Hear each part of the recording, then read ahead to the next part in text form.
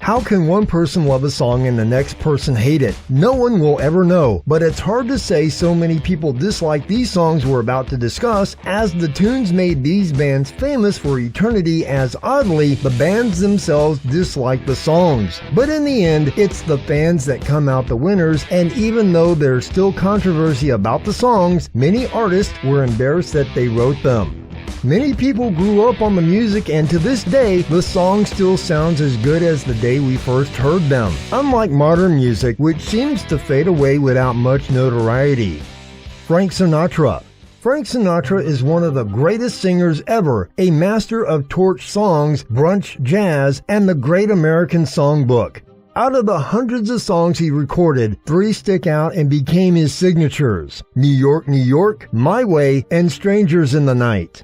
Start spreading the news. Old Blue Eyes hated all 3 of those songs. According to page 6, at a Friars Club dinner in 1983, Sinatra approached the microphone as the band played New York, New York, the song which he'd recently taken to performing as his encore song at concerts, a replacement for his old show ender, My Way. Upon hearing New York, New York, he flew into a rage, yelling, "Don't ever play that song again. I had enough of My Way, which was a pain in the ass, and I don't want this one to become a pain in the ass." Once, at a Las Vegas casino, he told a hapless band leader that he'd stick that violin bow up where the sun don't shine if he dared play that song once more in his presence. Nirvana. Kurt Cobain believed that their hit song, Smells Like Teen Spirit, was also used as a marketing tool to get people to listen to their music. Well, obviously, during few interviews and concerts, the band admitted that they disliked the song. One of the band members even stated they never wanted to play that song again. Fans believe that Smells Like Teen Spirit is our only song and we have more music. At one point during a live performance of the song, Cobain is seen throwing down his guitar and walking off stage. He didn't like the song at all. Seriously though, who doesn't want to party when they hear Smells Like Teen Spirit? Obviously not Kurt Cobain. Steve Lukather. If there's one musician on this planet that hears all the bad notes in a song, it's got to be monster guitarist Steve Lukather, but oddly, Steve couldn't hear the hit song Africa the way fans have over the years. The Toto guitarist wasn't exactly feeling any magic when he heard the song. I thought the song had a brilliant tune, but I remember listening to the lyrics and going, "Dave, man, Africa? We're from North Hollywood. What the f*** are you writing about? I bless the rains down in Africa? Are you Jesus, Dave? If this is a hit, I'll run naked down Hollywood Boulevard," he famously told the band back in the day. Like many monster hits, Africa was hastily added to the band's album 4 at the insistence of CBS exec Al Keller. Lukather thought it was the worst song on the album. It was the 3rd single from the album following Rosanna and Make Believe. For the record, Steve never made good on his promise to streak down Hollywood Boulevard, but rumor has it there's still a select group of fans out there waiting for that moment. I know I am. Radiohead. Tom York had a nickname for the breakthrough smash he wrote while a student at Exeter University in 1987. Crap. Radiohead guitarist Johnny Greenwood admitted he considered the song wimpy even as they were recording it, and played a trio of loud distorted guitar hits as a joke to sabotage the song. "That's the sound of Johnny trying to fuck the song up," band member Ed O'Brien once explained. He really didn't like it the first time we played it, so he tried spoiling it. Rather than ruining it, it added a menacing edge to the otherwise gentle verse, and the sweet and sour blend helped vault it to the top of the charts. Creep became a mainstay of the band's set for much of the mid-90s, but by the time they toured their 1997 album, OK Computer, they had grown to loathe performing it. When the crowd in Montreal shouted requests for it, York responded by saying, "Fuck off, we're tired of it." They went 7 years without performing the song live before dusting it off in 2016 for their tour promoting their album, A Moon-Shaped Pool. York's attitude toward the song has softened somewhat. It can be cool sometimes, but other times I want to stop halfway through and be like, "Nah, this isn't happening," he told Rolling Stone in 2017. Led Zeppelin, Stairway to Heaven. "I'd break out in hives if I had to sing that song in every show," Robert Plant told the Los Angeles Times in 1988. "I wrote those lyrics and found that song to be of some importance and consequence in 1971, but 17 years later, I don't know." The Led Zeppelin singer's view of Stairway to Heaven, which he dismissively dubbed that bloody wedding song, had not improved by 2002 when he pledged a donation to a Portland radio station who announced a ban on the track. Zeppelin were famously reluctant to reform following the death of their drummer John Bonham in 1980, and Plant's hatred of the song is cited as a major division between him and the band's guitarist and composer Jimmy Page. When they did manage to come together for a one-off reunion in 2007, Plant refused to close the show with Stairway to Heaven, sticking it in the middle of the set, and demanded that Page restrain himself from turning the song into an even more epic solo-filled noodle. I mean, if you don't like the song, why not just tell us? Oasis.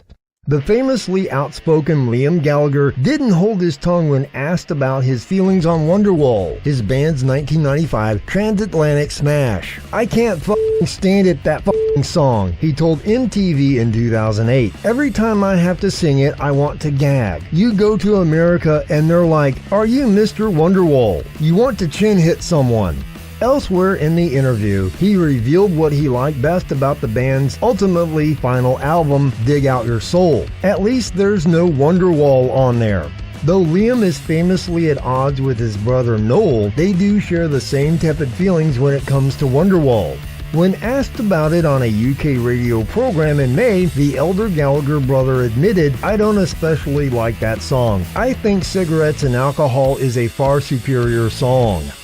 Beastie Boys, You Gotta Fight for Your Right to Party. The wise-ass New York City rap trio intended to cut off their groundbreaking debut, License to Ill, to be a sarcastic comment on dumb frat boy hedonism. But the subtlety was lost on many listeners who took the parody at face value as a party anthem.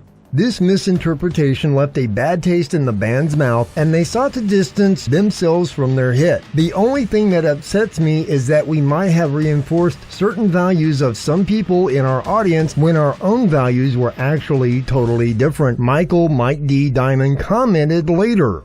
There were tons of guys singing along to Fight for Your Right who were oblivious to the fact that it was a total goof on them. R.E.M. Shiny Happy People. The alt-rock heroes were never the sunniest of bands, and when their record company asked them for a happy, up-tempo pop track to include on 1991's Out of Time, they responded with this saccharine number with the belief that it would be immediately rejected. Unfortunately for them, the plan backfired and the song became a successful single. "I hate that song," Stipe said in a 1995 episode of Space Ghost Coast to Coast. Granted, it was a comedy show, but Stipe held a similar opinion in a more serious 2003 interview. "I wouldn't say I'm embarrassed by the song, but it has limited appeal for me. I never badmouth. I try never to say anything bad about the songs that I don't especially like, because there might be someone out there who hears that to whom that song means everything, to whom that song represents something in their life which is essential, and I don't want to take that from them." Still, the band as a group decided to leave Shiny Happy People off their 2003 greatest hits album, In Time. It's a fruity pop song written for children. It just is what it is, Stipe told the BBC's Andrew Marr in 2016. "If there was one song that was sent into outer space to represent R.E.M. for the rest of time, I would not want it to be Shiny Happy People." The band was less articulate and more blunt in the liner notes to their 1999 greatest hits album, The Sounds of Science, in which they said their breakthrough hit sucks. WARRANT, Cherry Pie. Jani Lane may have ended up marrying Bobby Brown, the stunning model in the Cherry Pie music video, but that didn't make him like the song any better. Apparently, he wrote it in response to a record executive's request for a rock anthem to include on the band's upcoming album. Lane scratched Cherry Pie out in just 15 minutes, scrawling the lyrics on a pizza box, which is now part of the Hard Rock Memorabilia Archive. The label knew a hit when they heard it and adjusted the record accordingly. The whole marketing and everything for that record changed, said guitarist Joey Allen. It was definitely driven by the label and not the band. Lane quickly resented being known as the Cherry Pie guy far and wide. "I hate that song. I had no intention of writing that song. I could shoot myself in the f***ing head for writing that song," the late rocker recalled during a 2006 interview. He later insisted that the producers just caught me on a bad day, and he actually had no, or at least significantly less, ill will towards the song. Heart. In the late 1970s, Heart made history as one of the first female-fronted bands to find success in the extremely male-dominated world of hard rock. Heart was straight up undeniable. Lead singer Ann Wilson could wail, and her sister Nancy Wilson could shred out guitar licks better than her peers. Magic Man, Crazy on You, and Barracuda all still enjoy regular airplay on classic rock radio. In the 80s, Heart shifted gears into the Sith-driven adult contemporary love ballads, which were the style at the time, and scored hits like Never and Alone, a period that reached its peak with the 1990 hit All I Wanna Do Is Make Love to You. It's a very specific and bizarre story song about a woman who is married to an infertile man who picks up a drifter off the side of the road for a one-night stand that successfully results in impregnation. As a human being, I thought it was pretty disgusting, Wilson told Rolling Stone. I thought it was gross. That's the reason, Wilson says, why the band no longer includes All I Wanna Do Is Make Love to You in its concert set list. Run DMC, Walk This Way. The only person who thought it was a good idea for Run DMC to re-record Aerosmith's cocksure 70s tale of Schoolyard Sauce was producer Rick Rubin. Run DMC just liked the beat that began the song, written by singer Steven Tyler, but had never heard the rest of the record. Aerosmith wasn't especially bothered by this new hip-hop fad, but were game to try something new. The problems came when rappers Run and DMC settled down to learn the lyrics. Steven Tyler was distinctly miffed that they didn't already know them, and the rappers were struggling to make heads or tails of what they felt was weird hillbilly poetry. DMC told The Independent, "You know how you make a kid sit down and eat his vegetables, and it takes the kid an hour to eat one green at a time? That's what me and Run were doing." Even when the song started to blow up, the band was too embarrassed to perform it live. "We did not perform Walk This Way in 1986 while it was exploding," said Run. "It was a separate thing in my mind. Then I hear this song exploding on rock stations in Boston, and I'm seeing sales that are taking it well over 1.5 million. The next time out, I started to play it." A Flock of Seagulls, I Ran. Most people remember A Flock of Seagulls for lead singer Mike Score's Pompadour comb-over, but in America in particular, the song I Ran was a very big deal. Sadly for the band, they preferred to play their other songs, very quickly tiring of giving the people what they wanted. In an interview with VH1, Mike admitted he struggled to enjoy the song. "Every time I perform live, everyone just wants to hear I Ran. I'm sick of it." Although more recently, he's come to realize that this is his musical legacy for better or for worse. Telling Songfacts, "I don't think it's the best song we've got, although it was the biggest hit. I have moments where I think Space Age is a lot better, or Wishing If I Had a Photograph of You is a lot better. But I like to play it live because the crowd loves it." Artists are just like us when it comes to music choice, and not everybody hears a song the same way. The bands may hate the songs, but the fans love them. And even to this day, the songs are still a pleasure to hear. As modern music progresses, these hits still sound as good as they did in the early days. Maybe that's why they're called classics. Until next time.